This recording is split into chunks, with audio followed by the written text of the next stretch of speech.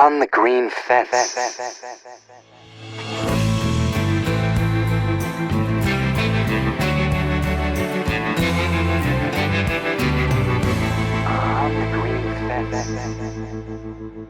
Welcome back to On the Green Fence, DW's Environment Podcast. And this week we're focusing on Germany's coal industry. My name is Neil King. And I'm Kristie Platson, joining Neil once again from the business desk. Now, if you're just joining us, Kristie and I, we set out on a road trip as the cold weather was starting to set in here in Germany, and we wanted to find out how the country was preparing for a winter without energy from Russia.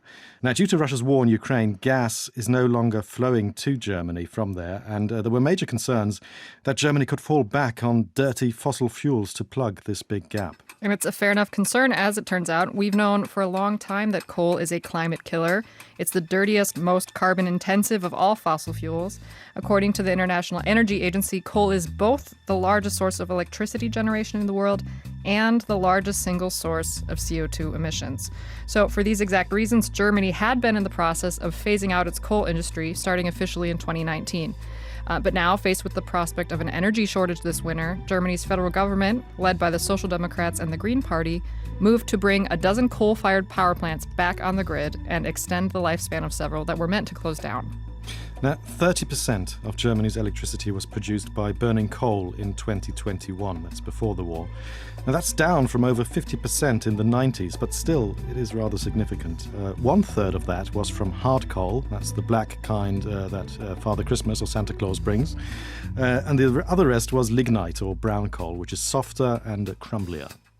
Speaking of Santa, Neil, Christmas is coming. And what are you hoping for under the tree this year? Coal or yeah, coal. Maybe a whiskey. I don't know. Probably need it after this trip. Not really into presents, to be honest. It's just about the kids. So my wife and I, we don't really do. You have presents for the kids already? Yeah. Well, sort of. They always have a long list. So yeah, we have to. Okay, so you're well. So. But they still believe in Father Christmas. So. Okay. All right. Well. Anyway. So do I. So oh my God. Anyway, so the chaos in Germany's energy sector has meant a lot of upheaval for the country's coal industry. Germany wants to be carbon neutral by 2045. So to do that, the country needs to phase out coal completely by 2038. That's the goal. Now there's this weird circumstance where Germany is suddenly wanting to burn more coal in the short term to deal with this energy crisis. But there's the carbon emissions targets to keep in mind. So that means they need to cut back elsewhere. So now plans are in the works to move the end of the coal phase-out in North Rhine-Westphalia. That's Germany's most populous state and home to a major mining area in Germany.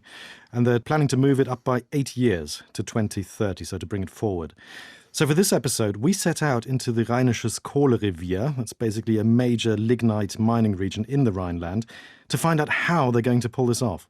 Right, because they're basically ramping up production at the same time that they're trying to wind it down, right? Yeah, pretty much. And critics of this new early phase-out plan, they say it's misleading that, even with the end date moved up, the overall amount of coal burned will be the same or even more than before, and that this will practically obliterate our climate targets.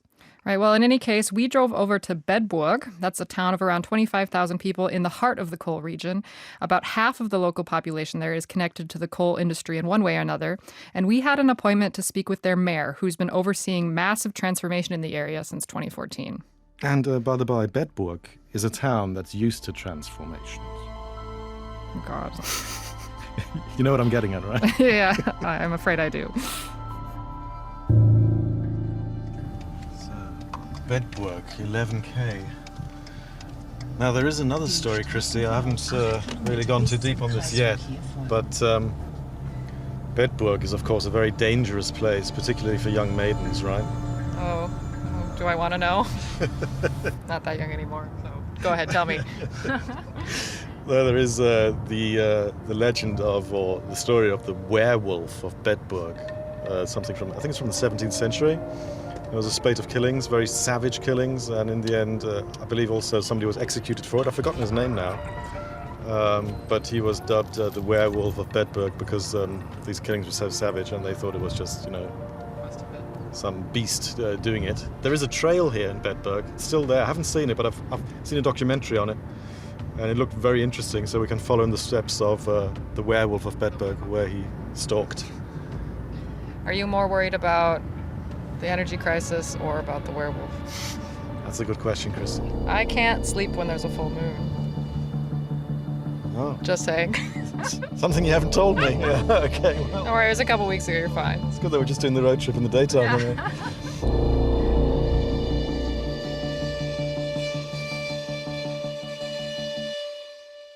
So then we arrived at the Bedburg Town Hall for our meeting with Sascha Solbach. He's 42 years old and a member of the Social Democrats. That's the same party as that of Chancellor Olaf Scholz, and also the party that's traditionally been quite close to blue-collar workers here in Germany, also in the coal industry.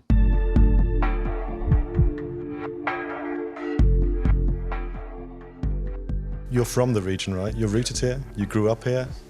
This is coal country.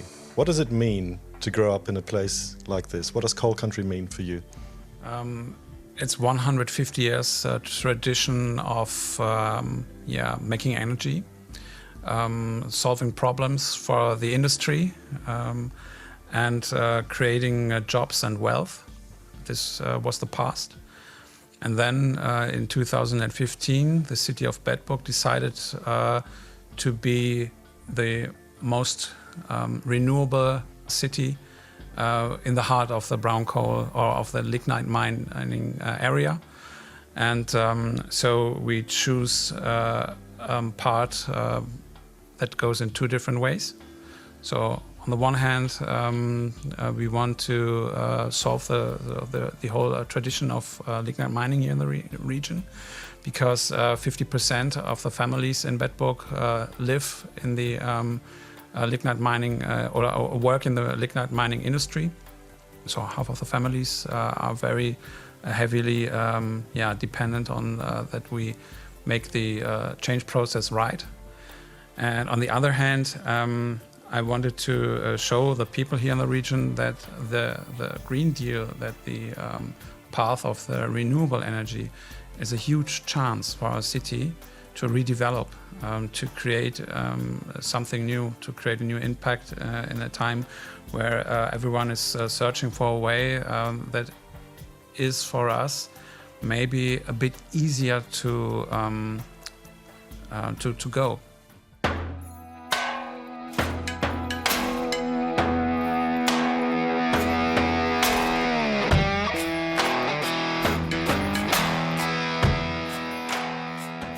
Before we start talking about the future, though, just a little bit of history here on coal. Now, coal has been mined in Germany for nearly 900 years, but like in England, it really came into its own in the 19th century with industrialization.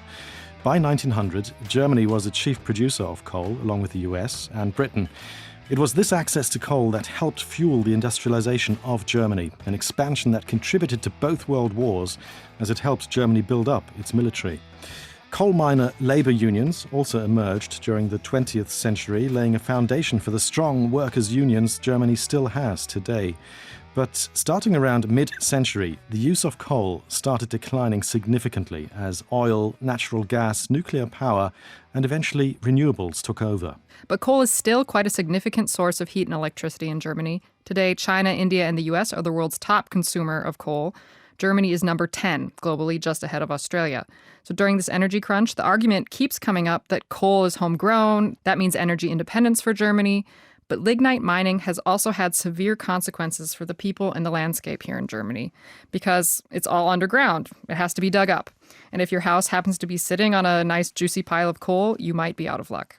Otherwise, what's the biggest negative aspect is the change of soil here. The area has totally changed over the last 60 years because the lignite mine isn't just running on one place, but it's moving. It's always moving. It moves every day. So there were villages that are gone nowadays. People were struggling with their identities because they were moved, forced to move. This is not easy for people. We had that in our family. My wife was forced to move out in 1996, I think it was. And just nowadays, my mother-in-law cannot pass by on this place that they lived till 1996 because it is too hard for her to swallow. She cannot deal with it.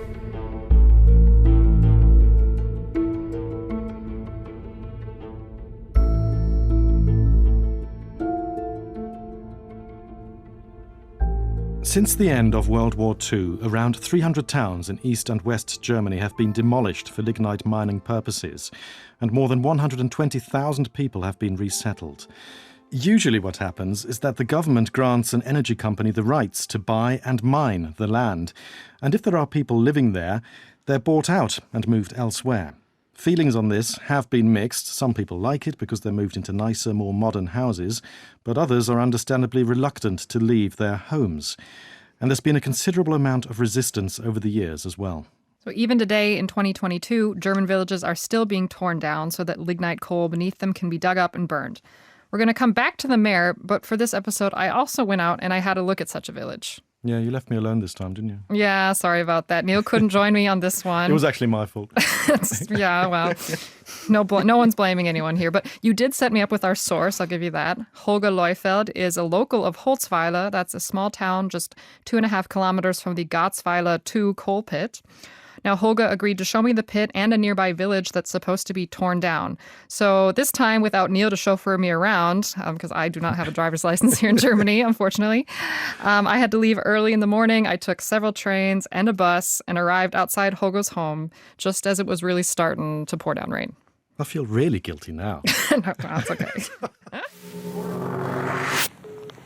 Platzon, hello. Ja, Leuveld, guten Tag. Ja, hallo, Herr Leuveld. Ich bin gleich bei Ihnen. Holger has lived with his family in Holzweiler for 7 years. He has a nice apartment there. He says the cost of living is good. That's presumably because of the giant coal pit that's just a stone's throw away. Now, Holzweiler was actually also supposed to be dug up. That had been the plan for about 20 years. But then a coalition of Greens and Social Democrats in the state government chose to slow the expansion of the Garzweiler 2 pit.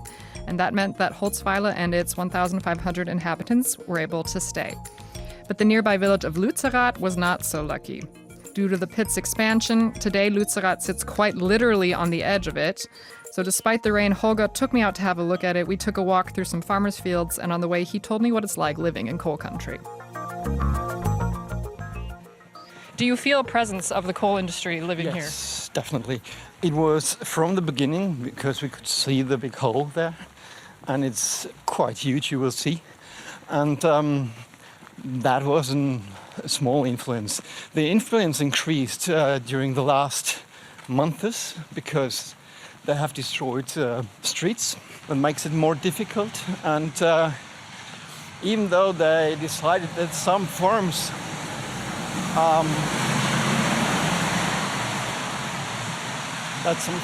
will stay here and will not be destroyed, we still know that another street we'll see later will be destroyed also. And so we are at the end on a small island. 2 areas. There is the hole directly next to our city. Directly means with a difference about 400 meters. Yeah, okay, so pretty close. Yeah. That is really close, especially when you think about the discussions for wind energy. You at least need to have 1.5 kilometers distance from the next house, at least. Now we are reaching the end of the village, and this street you see up there,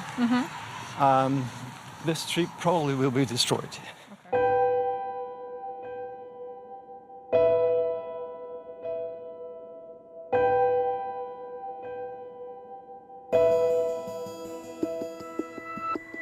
Well, Neil, how do you think you'd feel if you were living next to a coal pit? Terrible. Yeah. Doesn't sound appealing, does it? No, I mean, yeah, who would want to live next to a coal pit? I don't know, I guess if you're working in the pit, maybe a short commute. What if you had a cheap rent? Nah, not worth it. Not with family, not with kids, definitely not. Kids tumbling and we lost another one. Anyway, I mean, we were talking before about how polluting coal is when you burn it, but it's also an issue when you mine it, actually. So the Feinstaub, as they say here, the particulate matter, it's like a type of very fine dust. It gets in the air, it gets in the lungs from the mining, and this was something that Holger was really concerned about.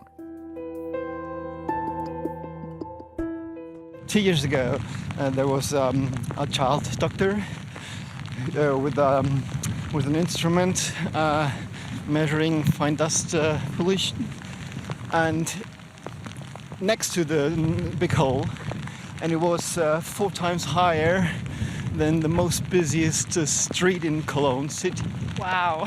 Yeah, I worry about that because quite new research has realized that finest pollution is a major influence factor, a significant influence factor for cancer, lung cancer, especially for those who are not smoking.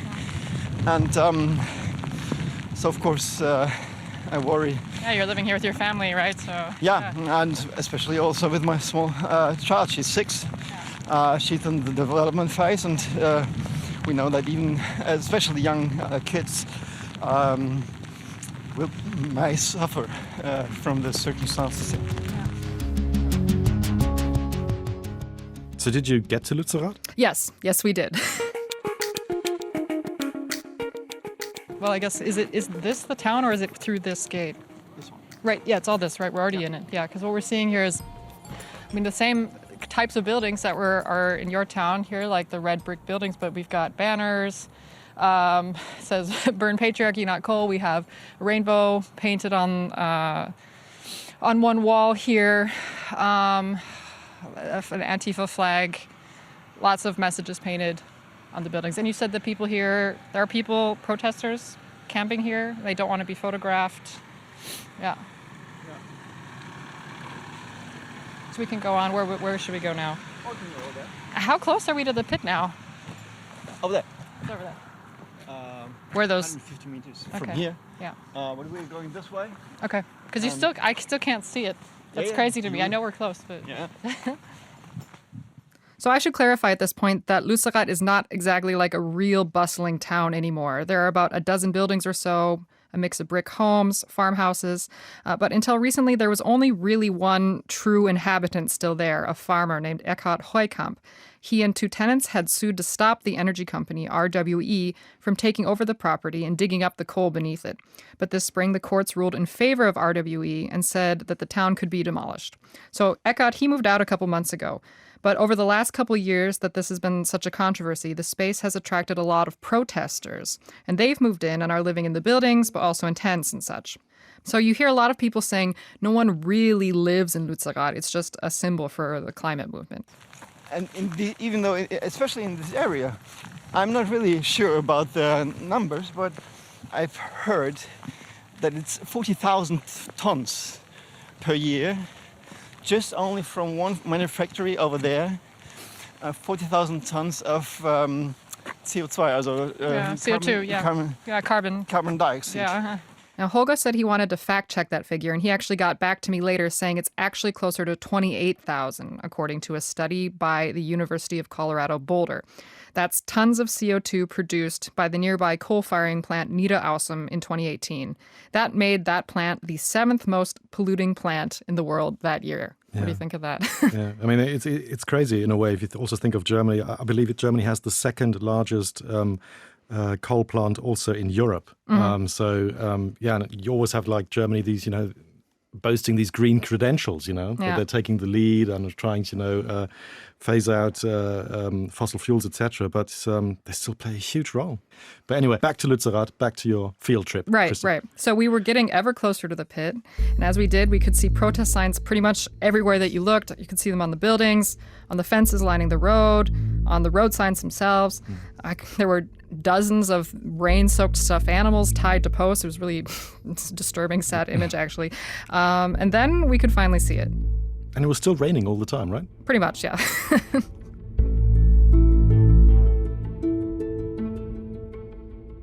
Oh, we can see it now. Yeah. Wow, it's like sudden. Part. Okay. A part.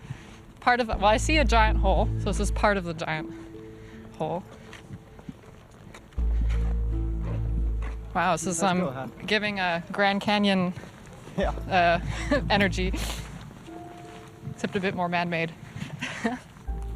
I'm surprised there's not more security or is that the edge right there? Yeah. So you could just walked up. There's no gate or anything. It says there's some informal sign here just says, stop, keep 10 meters back. But the tape has been ripped to the ground. Yeah, we're seeing several dozen windmills in the distance there, and they look tiny compared to the hole here. I'm going to climb up on this a little bit to get, I don't know if I can get up this wood, mud here, just so I can see a little better. I'm all good, thanks. Okay, so you can see a big, I guess this is dirt, all the sand, the lighter stuff, and then then the black stuff's coal, obviously, right? Yeah. And there's a turbine here churning up the coal. It stopped raining finally. 24/7. 24/7? Yeah, okay. That means there's people working here 24/7. Yeah. I mean, it's interesting because you can see right next to the pit, there's just a green lawn. People have, I guess these are protesters, squatters, I don't know, set up their little tents. There's chairs. This looks like a campground. And then right exactly next to it, one of these giant, I feel like I'm looking at a Star Wars scene or something, right? Like this huge machine in this big pit. You can really hear a lot of frustration from a local like Holger about how the coal phase-out is being handled, and a lot of concern that the energy crisis is going to lead to more coal being burned. But Neil, I've left you sitting with the mayor long enough now at this point. I thought we should maybe check back with him and see what his take is on it. Yeah, thanks. I was getting kind of lonely. I thought so. When I ran for mayor the first time in 2014, I went with some friends to Hambach, to the Hambach lignite mine. And I said, it's totally ambivalent for me. I look into this hole and I see the past, I see the future, I see jobs, I see the loss of jobs. I see old economy. I think it's a chance for new economy when they're gone. So everything here in the region depends on where is this industry going. And yes, it's if you look in our here into the nature, there are 8 to 60 kilometers big holes, up to 500 meters deep. There are pictures how this area will look like in 80 years when they're filled up with water. But 80 years is something you cannot sell to anyone. You cannot imagine how this area will really look in 80 years. It's like a future vision on the one side. But this scares people because the time between in 80 years and now, there's a lot of things to do, and we don't know if our plans will work out. So I think some of the people are a bit scared of the future, and some of the people are very hungry here on this new future, because I think they see there's a good perspective for us once the industry left. But on the other hand, we would be glad if the industry stays for a kind of maybe 10 or 15 years here in this region, so that we have time to change the whole region.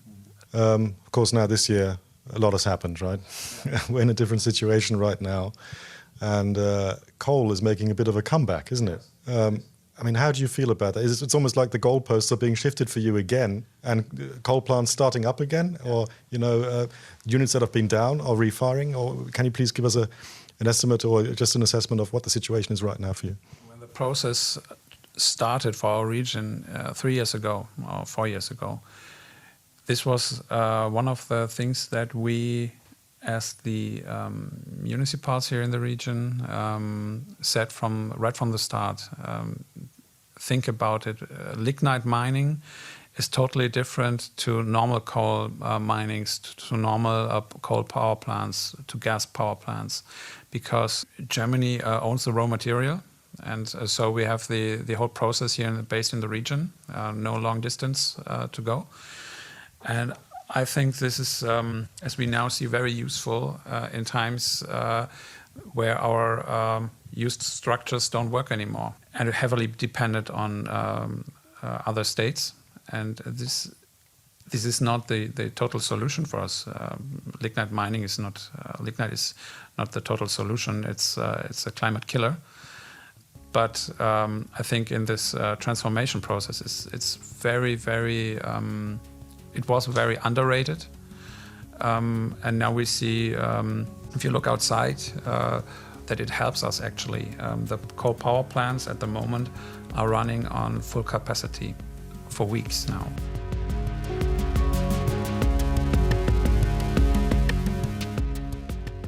So he says it himself. It's a climate killer. But the government seems to believe it's a necessary evil for the sake of the energy grid and for the sake of stability in the region. But this stance has really angered climate activists, and that's also why these people have occupied Lützerath. It's why they occupied the Hambacher Forst a few years ago.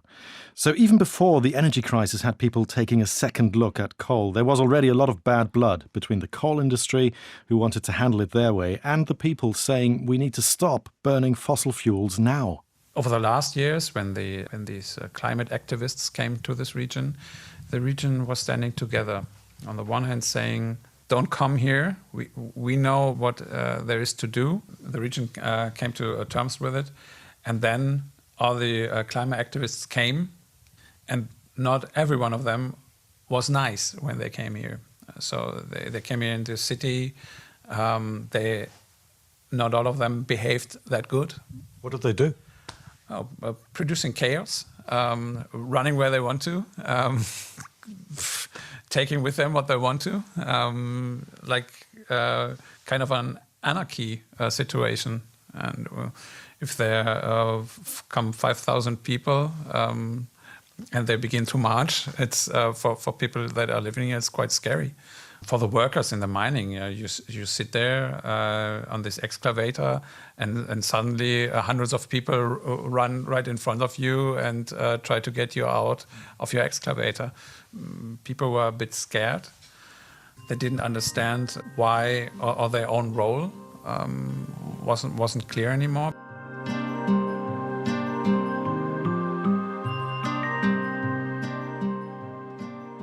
So after hearing this from the mayor and also what we heard from Holger about being careful not to photograph the protesters and such, I was obviously super curious to meet some of them. I mean, I could see them. For example, I could see a guy sitting up in the window smoking a cigarette. There were people walking around. Now, Holger and I had started making our way back from the pit, but then I decided to turn back. I am just thinking organizationally, I think I might want to go try to speak to some of the protesters. And pretty quickly, I found someone willing to speak to me. But while we were talking, I suddenly felt the presence of someone looming over us, and they just kept standing there. So I finished up the interview, and then this happened. I thought you were going to tease the werewolf there for a second. Sounded menacing. Yeah, almost. Hi. I'm from the press group. We didn't know you were coming Oh, I'm today. sorry. I didn't know there was a press group. Yeah, on the website there's just like press. I'm so sorry. Actually, my name's Kristie. Hi. Well, so as you can maybe tell, I was a bit nervous just with everything I'd already heard at that point. But the press officer of the protest, which I should say is organized by a group called Alle Dörfer bleiben, which basically means save the villages or keep the villages, agreed to take me around Lützerath and to do an interview. Hi, so yeah, I'm Alma. I have been involved in the climate justice movement for over 10 years, and Lützerath is just one of those spaces where you always need more people, and it's also a very, very important space, not only as a symbol, but also simply that it's a very practical place of climate justice, because there is so much coal below Lützerath and behind Lützerath that if Lützerath goes, then the 1.5 degrees commitment of Germany to the Paris Agreement goes as well. Now, you're giving me a tour around here. It's a pretty interesting looking place we just walked into. Talk to me about what we're seeing right here. So we just walked into one of the meadows of Lützerath behind the tree lines. Beyond the tree lines, you have the coal mine that is several hundred meters deep. And what I'm seeing right now is a lot of like tree houses in the trees, obviously, but also a lot of wooden structures on the ground that people have been building for over 2 years as a way for them to make the occupation more sustainable, because people are living here and they are very normal people who need also a tiny bit of warmth and a good space to live together. Well, Neil, you're an environment journalist. What's your take on climate activism today? I'm in two minds about it. On the one hand, as a journalist, I'm quite wary of activism or also lobbyism in any shape and form, and I think the two can be quite similar. So I think as a journalist, we do have the responsibility to try and, remain as objective as we can. But on the other hand, I think they're very, very necessary. I guess so. I wonder whether Germany, would we have the coal phase out at all if, without activists? I strongly believe that we need to change. On the other hand, I strongly believe that you cannot forget the people in the regions that have to be part of this change. So you need to give people a little bit of time to refocus. But that's what the climate movement is saying, right? That we haven't got the time. Yeah. If I listen to Greta Thunberg, she's very young, and she is, I think, in a positive way, naive. Like the youth has to be naive in some things to get a clear picture. But you have to, on the other hand, you have to consider that there, if you talk about sustainability, you have to see social politics. You have to see economies. You have to bring it in a balance.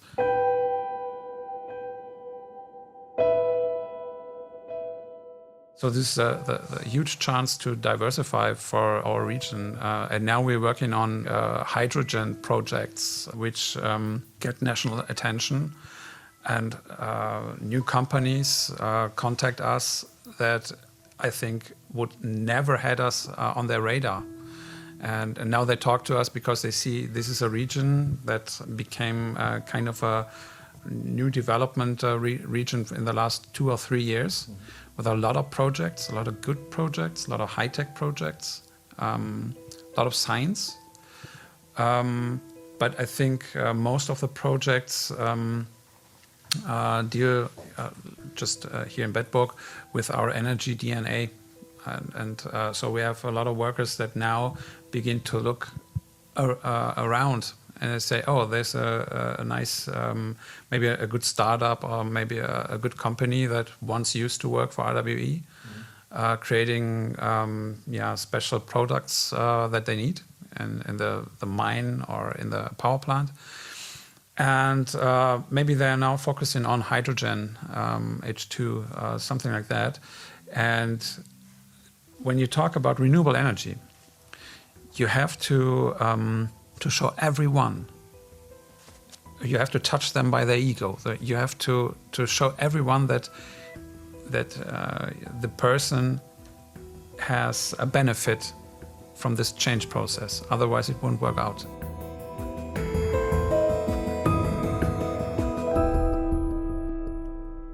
So, Kristie, we spoke with a politician, with activists, with locals, but I think there's somebody we've forgotten. Oh, yeah, definitely. We knew that we had to talk to people who were working in mining for this episode, but it really wasn't easy to find someone, ironically. You know, RWE wouldn't talk to us. They wouldn't even let us record ourselves at their exhibition centre, would you believe it? And we kind of bullied the mayor's secretary, who was very nice. Yeah, she was lovely. She tried. She tried. I mean, to ask her friends and family, and, you know, that didn't work out. So we thought about going back to Bedburg and just lurking around a pub, actually. It's just a basic night for Neil. Well, yeah, maybe before I had kids, not anymore. But in the end, Kristie, I mean, you pulled it off for us, right? Yeah, I tried. My name is Norm Stamm. I'm 44 years old. I also live here in Niederaussem, and I'm an electric engineer by profession. My name is Andre Wanke. I'm 41 years old, also employed by RWE. I'm a town councillor here in Niederaussem, and also a trade unionist. Yeah, that's right. After talking with Alma, I tramped back through the field. I called a cab to drive me half an hour to Niederaussem. That's part of the town of Bergheim and home to that super polluting Niederaussem coal plant we were talking about earlier, number 7 in the world. And yeah, it's a pretty crazy sight. It's this massive plant on the horizon of this tiny little town, completely overpowering it. As you come up to it, first you see these massive clouds of vapor billowing out of cooling towers. And then you see this huge plant on the horizon of this tiny little town. This is not a typical sight for most people to have right next door. It belongs to the landscape here. Everyone who lives in the region knows what the power plant does, and it's just a part of the place. We are hardly affected by it. The clouds may look impressive, but I don't think it's a bad thing. Not at all, no. When I was a child and we came back from holidays with my parents and we were driving along the motorway, I would see the clouds of the power station in the distance. And back then we knew as children that we were almost home. So from today's perspective, the future for people in the coal industry in the Rhineland looks pretty uncertain. It's not totally clear what jobs they'll be doing by 2030. But that wasn't always the case. If you look back 20 years or even much further, coal is part of the local history. It has been rooted in the communities here for decades. It was clear that these were secure jobs, well-paid jobs. And that, of course, was a key factor to start working in the coal industry. And now employees like Andre and Norm, and RWE in general, are trying to come to terms with what an early phase-out means for them and for Germany. The phase-out in 2038 was already very ambitious because many questions remain unanswered. For instance, how will the power supply be ensured? We've become painfully aware of just how dependent we are on Russian gas. Gas and electricity prices have shot up now. France also needs electricity from us, and the grids are not yet in place from north to south. The region here, or the city of Bergheim, have a gigantic task ahead of them to compensate for these job losses. We're in close contact with the companies, like RWE. New industrial areas are to be developed, but space is scarce here, and the companies have to settle here first. We have many ideas that we're now trying to tackle and implement, but it will take quite some time. It has now been agreed that hydrogen power plants are to be built here. That's also very ambitious. We're talking about 7 years until they have to be built and the hydrogen is ready to be used. Let's see where the jobs will be in the end, where they'll be created. Yes, regenerative energies create new jobs, but on this scale, as we have them here at the moment, it will be really difficult. So there are a few instruments, but in the end, they don't work for all employees. In the end, we'll see whether everyone will be taken care of. RWE employees working in the pits like Holzweiler and Hambach have also had repeated confrontations with protesters like the ones at Lützerath. Along with occupying spaces, protesters have damaged mining property and hurled abuse at workers. These guys told me they also know someone who had the screws loosened on the tire of their vehicle. Man nennt diese Leute dort Aktivisten. They call these people their activists. For me personally, they're terrorists. Not all of them. I know this, and I've often driven past them as an RWE employee while they were staging peaceful protests. They have their opinion, we have ours. That's legitimate, but that has changed in the last year. And now there are people here who no longer carry out the protest, but are really autonomous radicals who don't care if lives are lost. And that's completely unacceptable. I think that the press also have to show that we need coal right now, or we'll have problems this winter. Hätten wir ein Problem in diesem Winter. Die leben in Baumhäusern, finde ich persönlich. They live in tree houses. I personally find it an exciting experiment to really live there so autonomously, not to be dependent on the water supply or the electricity supply of a country. But if you look at Germany as a whole, I see a very small proportion who think they have to determine how all the other 99% in Germany should live. If you compare us with other countries, economically, Germany is a very strong country with a lot of different industries. And if we want to maintain our prosperity here in Germany, we need our industry, be it the glass industry, the paper industry, or the automotive industry. And these are all sectors that are also energy intensive. And if this energy crisis here in Germany continues with the high gas and electricity prices, the industry will migrate to countries where energy costs are significantly lower. And that will inevitably have an impact on our prosperity here in Germany.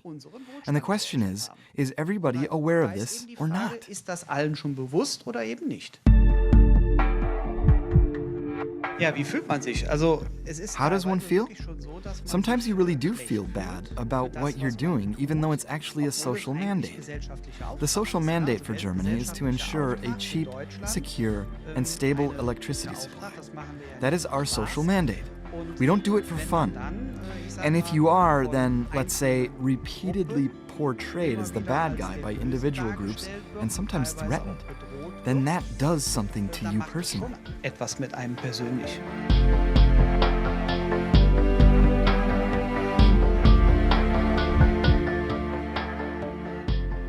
Yeah, I mean, just think about it. This must be a really confusing time for people in this industry. I mean, they've done what they were told to do, right? But with what we know about coal today, we see that whole operation in a very very negative light. And now they're expected to swoop back in, save the day, and at the same time, that, is making a lot of the people even angrier. Right. Yeah, right. I mean, it was my impression after talking to them, also after talking to the mayor, that the region really, in a lot of ways, had come to peace with the coal phase out. And now the energy crisis has created this really big upheaval there. But no one that we spoke to really seemed to think that coal would be making a serious comeback long term. Yeah, that was my impression too. And it's an area with a very long history, but it's very much looking forward to the future.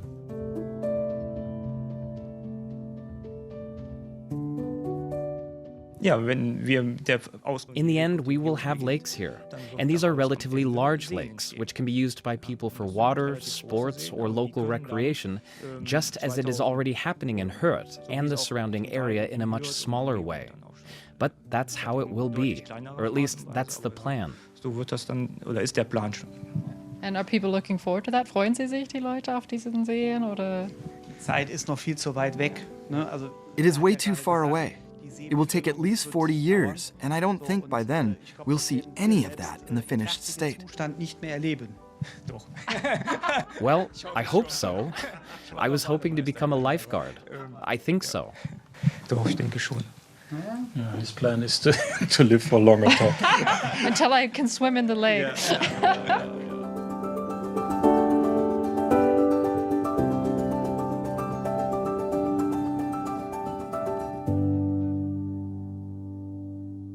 The miner sees himself as someone that serves for the public. And in the last 3 or 4 years, they look like that they are the problem.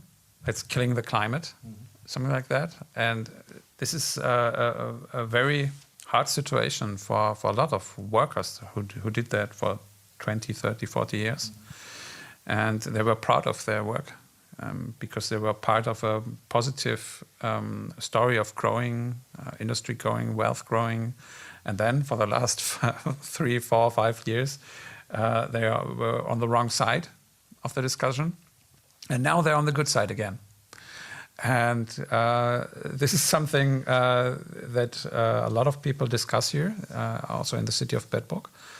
They say, so who are we? Are we the goods? Are we the evil? So who are we now? It depends on what people want to see.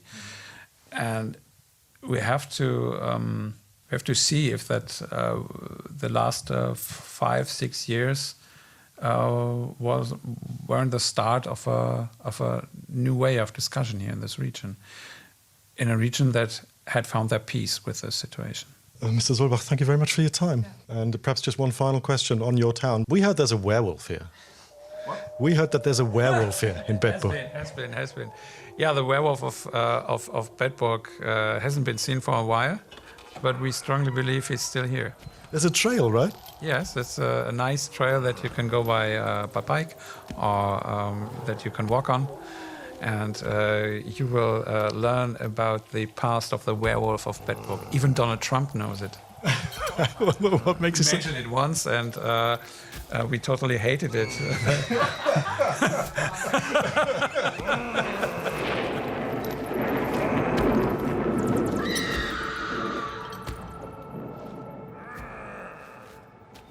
Neil's got Google Maps out. Neil's got a splitting headache and Google Maps, and it's taking us to the werewolf Wanderweg, werewolf hiking path. Yeah, this is the right direction. Yeah.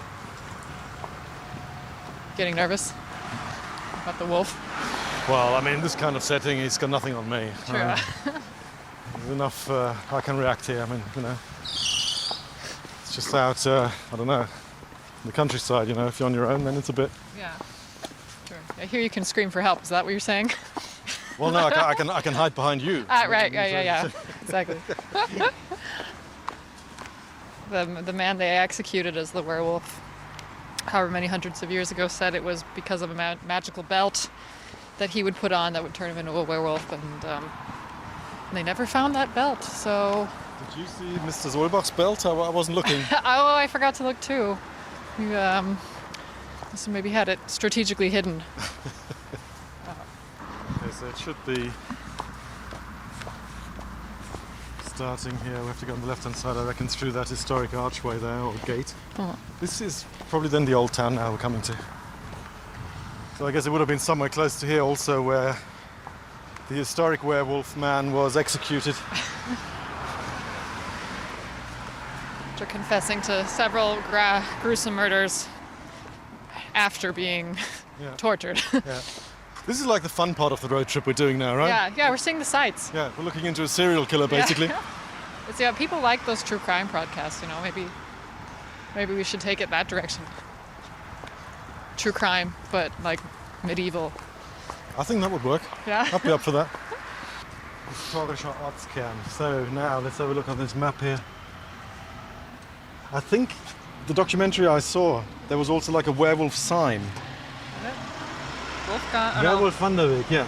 We have to find the wolf sign, see? And there'll be somewhere on lampposts. It's a little wolf howling at the moon. See, pointing left. So, now That is it, okay, yeah. Now we're coming into territory, right, where it could get scary at night, get right? a little, yeah. So we'll just take a little, what's our plan actually? Oh, here's the sign about it. 1589, that's when things got out of hand here. Der Stubbe-Peter soll ein Werwolf sein. Okay, so Peter Stubbe. And it says it's the worldwide best-known werewolf trial for sorcery and werewolfery. Naturally. That was the indictment. Yeah. On Halloween, October 31st, 1589, that's Halloween. Unbelievable. Yeah. Okay, so on brand. Now I have to find the spots. I assume this trail is where they might have found some of the bodies. But I hope so. Otherwise, I don't know what I'm doing here. Well, we're looking for the belt as well. Right? Yeah, true. Just in case. And I mean, while we're looking, you know, let's try to bring that metaphor in again that I was working on in the car about the transforming of a man into a wolf. I think it's a very fitting metaphor for the town of Bedburg now that we've spoken to the mayor. What do you think, Neil? Well, gosh, I mean, the mayor certainly, all the things he outlined, it sounded to me like he's really not only on the pulse, but he's also really pushing for change.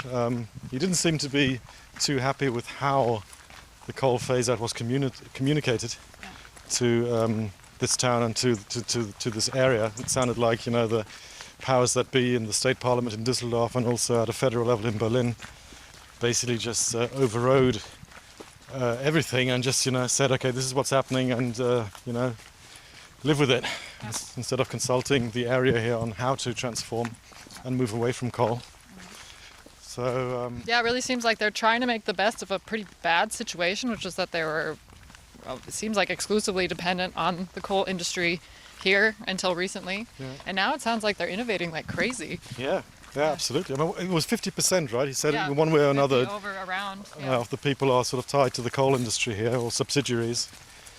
And now, yeah, I mean, the wind park, I didn't realize that he was saying it's Germany's biggest wind park that I've got here right on their doorstep. And if you look at the pit that we drove by in Holzweiler, the way he described it also, it does look a bit like as if the turbines are pushing the pit away, right? It's almost like the Energiewende is happening visually, you know, that they're sort of out with the old, in with the new.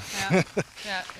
That's why I was asking him about, I was really getting the sense that they want to maintain the identity of this region as an energy producer. And so pulling off that shift is, I think, really interesting because it's one thing to have, werewolf sign, go to the right things, sign. Good eye. Yeah, it's one thing when you have all this coal under your feet. But yeah, like he said, it's sort of in the blood of the people here. Yeah. I also thought it was really interesting just how he outlined the ambivalent feelings that a lot of the people in the region have, because he was saying that, you know, they'd come to terms with that the phase-out is happening, and they may not have been too happy about it, how it was done, but they'd sort of come to terms with it, and then suddenly everything changes again. The goalposts are shifted all the time with the timing. Then there was talk, you know, of bringing it forward to 2030, and it's like, whoa, wait a minute, that's 8 years that we lose in transforming. Yeah. And now they're getting other signals again, with coal being in high demand and plants, you know, firing up again, and people who had hoped to go into early retirement are suddenly, you know, forced or given like golden deals to stay on. I had to think when he said about, you know, he said people are forced to stay on, and then he was like, well, how forced? And he said, well, you know, the amount of money they were offering. I had to think, of course, there's like yeah, I'll make you an offer you can't refuse, you know. Godfather style. Right, it's like, so who's the godfather here? Yeah. So it's like, what's going to happen to these huge pits here in there? You know, we saw the one just massive open sort of gaping wound in the earth. And I was really struck too. And then he went into saying that by moving this timeline up, it completely upends all of their timelines for how those pits were going to develop, where they're going to end, what happens to them. So sort of a whole other topic we have to get into, but it's basically what's going to happen to them is what we can see here right now, right? Yeah. We're walking towards the lake now. Ultimately, they will be filled with water. yeah. It'll be like a bit of a lake district here. See, we are at a pond. I'm not just making this up. Yeah. And I mean, I guess maybe, looking at this is beautiful, right? Yeah, this is nice. Nature can rebound. Maybe that's a good thing. Maybe this place will come back in 100 years' time, and you'll have to look at old photos of. Can you imagine these coal mines back then? Granddad telling his son about it. Wonder what people think about coal 100 years from now. Yeah. Yeah.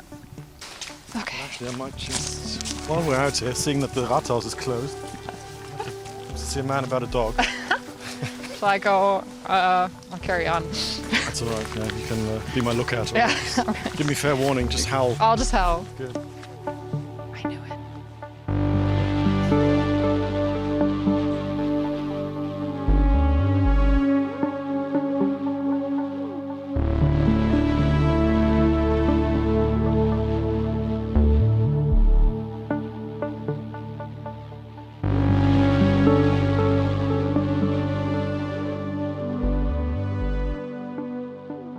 Okay, Kristie, the moment of truth.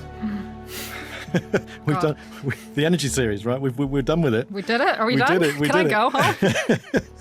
We did gas, nuclear, wind, and now coal. If we were to do a post-mortem of this, how was it for you? Not just working with me on this project, right, but also, which was obviously amazing.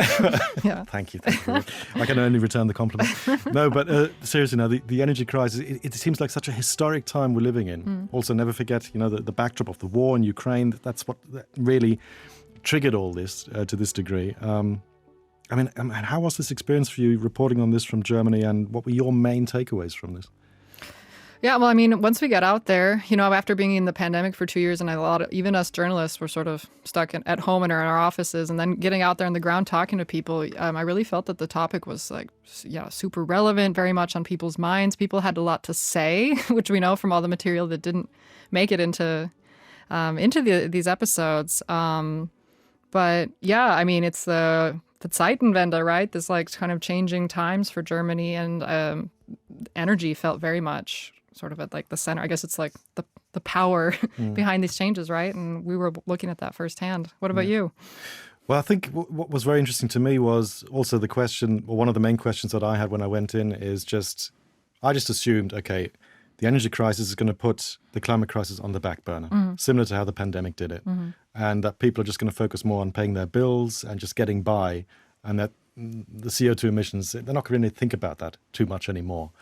But interestingly enough, what happened exactly in this period, and it's happening right now as well, is that the climate movement is becoming more radical, holding up air traffic at Berlin's airport for 2 hours. Yeah. And now these calls in Germany to bring in stricter penalties for these civil disobedience actions, when they hold up traffic, etc. You were also in Berlin quite a lot these past weeks. It seems like there's a lot happening right now in Germany in terms of civil disobedience. Yeah. You're saying, people have been put in jail, and there's sort of controversy about, how legal that actually is or not just in the last few months. I think that it's definitely absolutely a result of what you're talking about. I think when the energy crisis hit, there was this major fear that, we were going to fall back on, crude oil, on coal. Yeah. And that really activated a lot of people to get out there and take a stance against that. At the same time, though, you also had policymakers saying, this is a chance for green energy. And I think, I forget who it was, but somebody said that, Russia invading Ukraine in a way has turbocharged the green transition. So that's part of what we're seeing as well. Yeah. I guess that would be, the hopeful note to end on, that, if you want to turn this into something positive, okay, we've seen the light that we can't make ourselves dependent on these kind of regimes, or autocratic countries. But that's something where also I was disappointed, covering this story these past weeks, where I just sort of felt Germany hasn't really learned that lesson. And, why do you say that? Well, because, for instance, with the gas narrative, right? Who are we looking to? We went to Qatar, was one of the first countries we went to. Very controversial now with the World Cup. A lot of talk about, just how repressive that country is towards all sorts of minorities. And yet they're good enough for gas. And it's, I don't know, it feels to me like, have we learnt the lesson from this crisis? And I'm not sure we have. And I'm also, it remains to be seen, just how fast they're going to ramp up the expansion of renewables now. Because the first thing they did was to build these LNG terminals. Right. And they were really fast in pulling that off, right? I mean, that was we should actually... see come going on before the end of the year, even. And yet it takes years to get a wind turbine installed, where that's sort of where I sort of feel it falls down a bit. And that's where politicians really can make a difference, right? That is their job. They can make this legislation easier. They can cut the red tape. That's not something you and I can do. That is up to the apparatus. Right. And that's where I sort of wonder whether that is going to come through or not. The politicians say they will make it simpler. Let's hope that does happen on the ground. Yeah.